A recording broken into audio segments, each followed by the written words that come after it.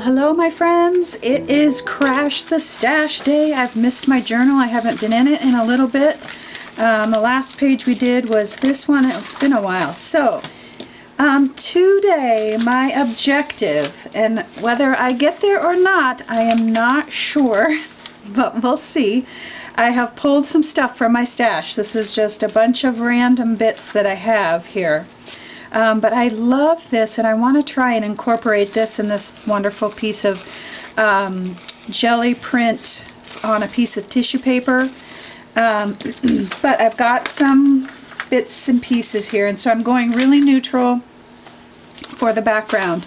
And I've got some interesting, these are coffee filters. So I'm not exactly sure how it's all going to fit together, but the background's going to be fairly neutral. I've got some tea-dyed papers and just some, these are the real good vintage book pages, just some random bits, but all neutrals. My objective is to not cover up the background with paint. It's super hard for me. So I'm going to be adding color in certain spots, and so I've got only one piece of color paper besides the jelly print that I had out wherever it went to, and then I'm going to add color, a little bit of color. I've got two stencils that I'm going to be working with. This is the cracked stencil, and this is Bouquet of Flowers. Everything will be listed. So I'm going to be adding some color with this paper, and then I've just again pulled some stuff out of my stash that I haven't used in a while. This is Wendy Vecchi's embossing paste, and it's metallic gold. And so I'm going to add a little bit of that, and I might add a tiny bit of color in, say, a magenta. I've got some mica powder in copper, and I've got some crackle paint that I want to use through my stencil and see how that works. And I might add a little bit of color to that. I'm not exactly sure yet. I haven't, once we get there, things could always change. I always have this plan, and then it never goes the way that I planned.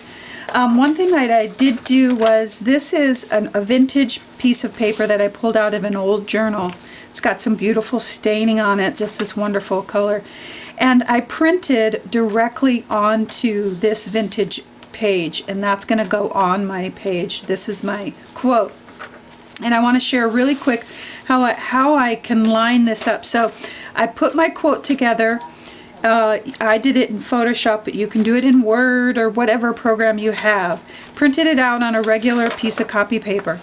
Then I put my paper back over it in the spot that I wanted it to be printed on. So if I would have sent this through on its own, it's small, it's torn, it's brittle, and so I put it down where this lines up so that I know exactly where it's going to be on this piece, and then I taped it down at the top and the bottom, and then fed it through my printer the way that it would feed, and you can do that through however yours feeds, and then printed it out that way.